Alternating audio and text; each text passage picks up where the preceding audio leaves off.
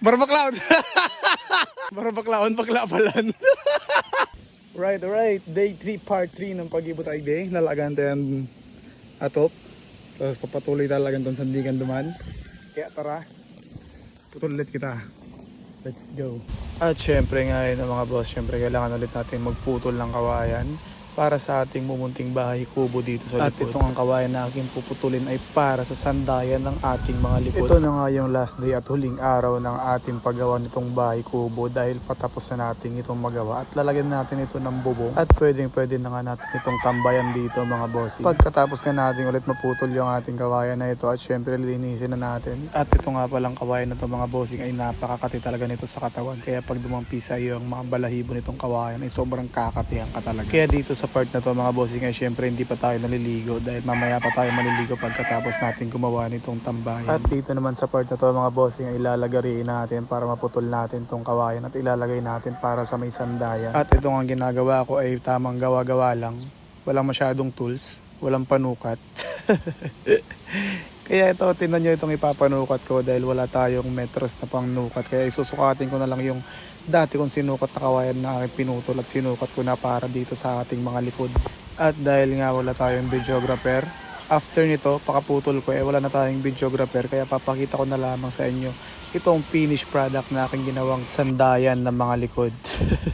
At for the fast forward na nga tayo mga bossing at hindi ko na na-videoan kung paano ko kinuha itong mga tarpaulin na tagpi-tagpi lamang. At syempre itong pandikit din natin na isang saino na hiningi lang din natin sa ating mga tropa. At for the big shoutout nga, itutulungan tayo nitong babae na to. At ito na rin na nga pala yung ating magiging videographer sa ngayon. At dito nga rin sa part ng mga bossing ay inakit ko na tong puno para maikabit ko tong alambre para sa paglalagyan natin ng tinagpi-tagpi natin ng mga tarpaulin para hindi na tayo mainitan. At syempre kahit tanghali pwede tayo tumambay at pwede rin tayo matulog dito mga bossing. At pagkatapos ko maikabit itong alambre ay hindi na ako makakababa. Hinahanap ko para hindi talaga ako makababa dito mga bossing. Tingnan niya.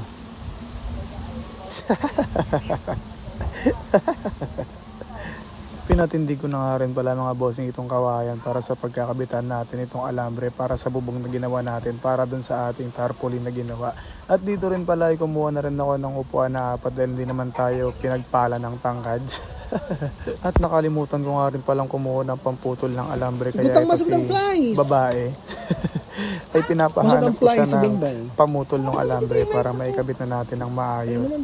Kung saan pa siyang bahay pumasok, wala talaga siya mahanap. Dito naman siya sa kabila pumasok. At sabi ay meron dito daw sa may lamesa. Tingnan natin kung nasaan at paano iabot. Dahil ito ay natatakpan lamang. Pinahanap pa nga rin ito kay Mama Lee pero wala talaga. Ayan lang pala mga bossing. Thank you. Agad-agaran niya na nga rin pala sa akin itong inabot para maayos ko itong aking ginagawa. At pagkatapos ko nga itong makabit ay syempre siya naman yung aking uutusan para putulin itong mga puno para hindi sumabit yung ating tarpaulin. Barbaklaon! Barbaklaon paglapalan. At hindi nga ito kinaya ng vac lang to. Kaya ako na yung nagpatuloy sa pagpuputol.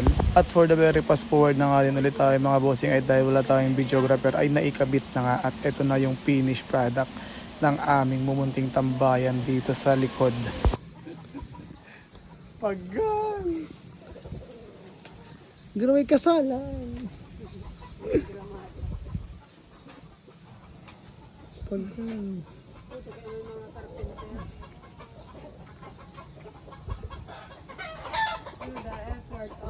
Kuya mo, Mark. Ayop ka. Ayan na po siya. Invited po kayo bukas sa kasalan.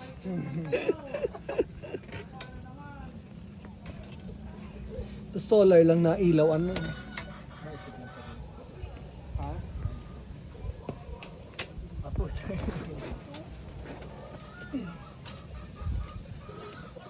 Bukas na ang kasal.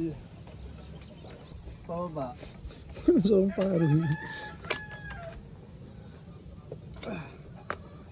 Sili mo pusog yan na nakaalog lang yan kaya. Iyo. Putang ina si Kuya mo Mark. Oh, desidido. Eh pag hindi magnomo, ano, mapresko. Do bangda.